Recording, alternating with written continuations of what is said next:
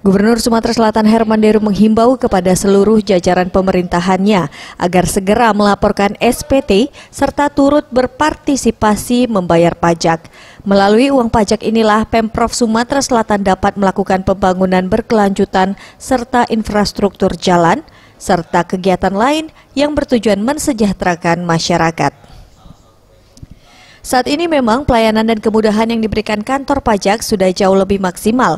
Namun demikian menurutnya tetap dibutuhkan edukasi dari pemerintah, tokoh adat, tokoh agama, dan lainnya untuk mengajak golongan dan masyarakat agar lebih paham manfaat pajak bagi pembangunan.